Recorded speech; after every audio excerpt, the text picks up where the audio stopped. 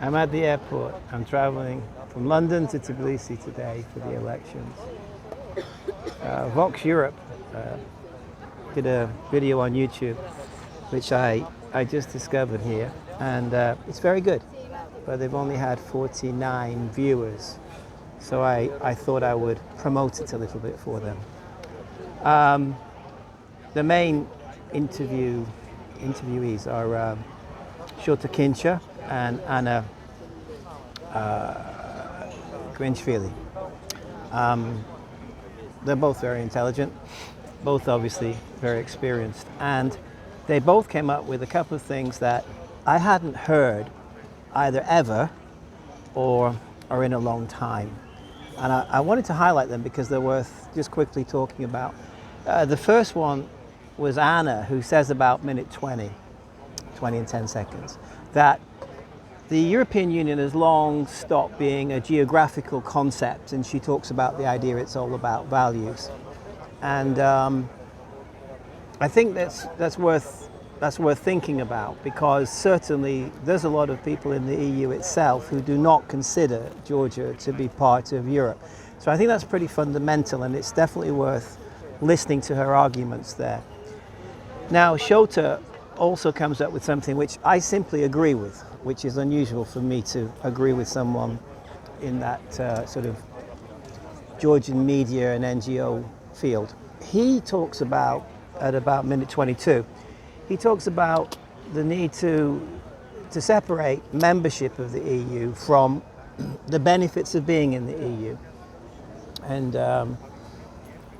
I think that's important.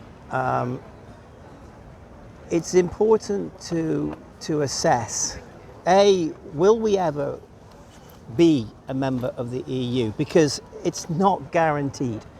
Whether we want it, whether we do every single thing that the EU want, it does not mean that we'll ever be a member.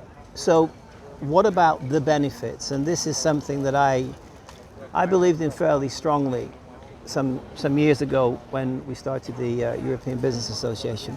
What are the benefits of being on this road? So if we're on a European road, it's like, can we stop off at the cafe now and then and feed ourselves? And is it getting better and better the closer we get to our destination? And Shota Kincha has a point here. And I think it's worth, again, watch the video. But to my mind, the benefits are no longer clear. In fact, I think pursuing a lot of these reforms are counterproductive. And why? Because the EU itself is rolling back the standards and reforms.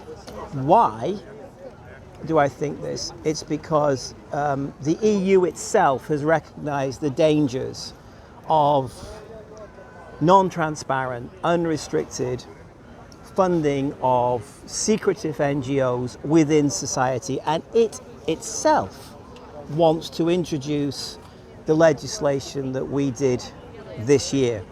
So please have a look at the video. I've noted it below. The two journalists are very good. I don't agree with hardly anything they say, but some of the things they say I do agree with, and it is worth looking at them. And as a final point to this little update, I also think that Anna's point about youth and not wanting to make this thing about Generation Z youth, that's worth thinking about as well. I mean, I think the election has to reflect what the Georgian population think en masse, not just a few of them. To sort of sum up, it's absolutely clear now that Georgian Dream are going to win the election in terms of numbers. It's clear, and everybody knows it's clear, whatever the embassies and the NGOs keep saying. What we really need to do is to make sure that there's no violence if the result goes either way. But it's pretty clear which way it's going to go.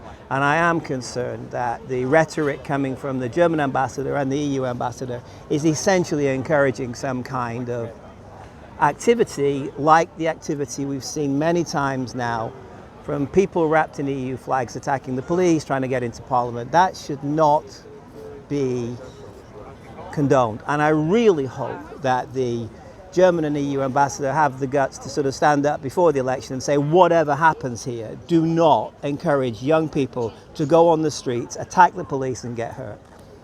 As always, just one guy from the UK. Diri madloba, chorar gebes Swiss, ukatzbat mevela parakob di English surade mit somrom. Sares uketesi chemtris. Nachwam des gargadich Davids.